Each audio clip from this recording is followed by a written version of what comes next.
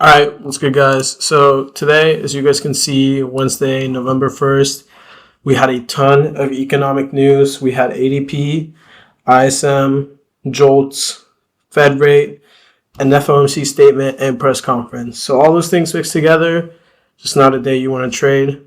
But we're still going to look at how price moved during the day just to kind of learn from it and how you could have traded news if you did, I guess. So over on the S&P to start out, I've marked out when each of the news came out.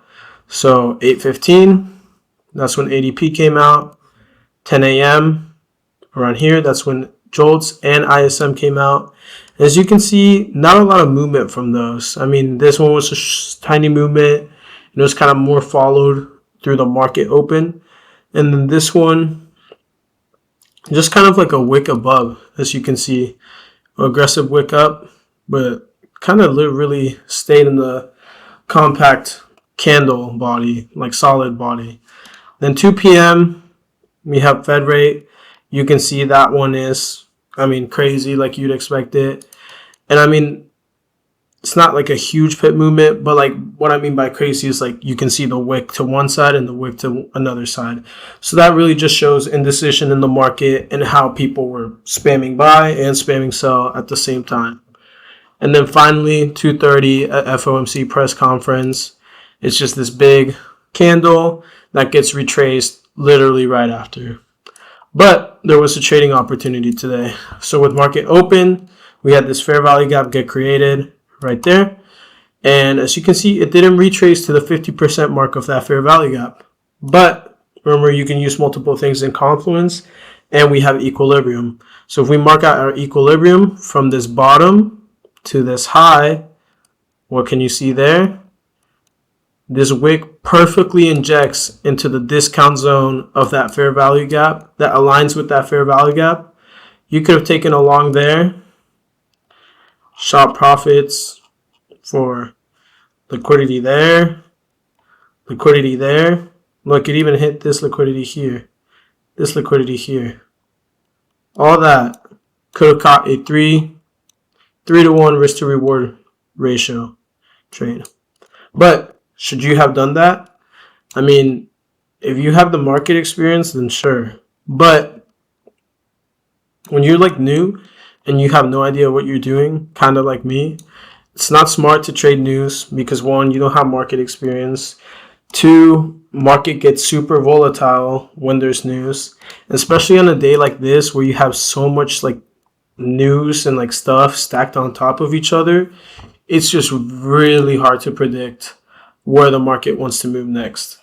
But as I said, we had that opportunity right there, and that's literally like a textbook overlapping confluences, fair value gap on top of discount zone, top of retracement, boom, go long, catch a 3-to-1 risk to reward. Now let's look at GBP USD. Here I also marked out when we had news. So here is our morning news, the ADP. And then over here we can see JOLTS and ISM, and we can see that one did kind of go crazy. It's a little hard to see, but look at this big wick right there. It's a huge wick right there.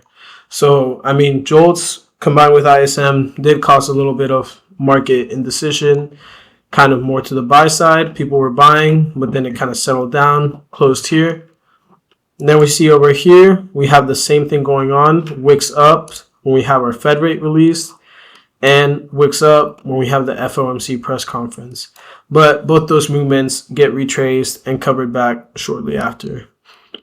Over on here, I wasn't really able to identify any like trading opportunities or missed trading setups after hours. But I guess one thing you could have done is, identified all this liquidity. Oh, I don't like that green. All this liquidity lying underneath here. There's none there, but obviously there's like a big imbalance within there that got partially filled, or actually fully filled. There just really wasn't any trading setups. So that's something to say. If there's no trading setups at all, and if there's a ton of news, turn your laptop off.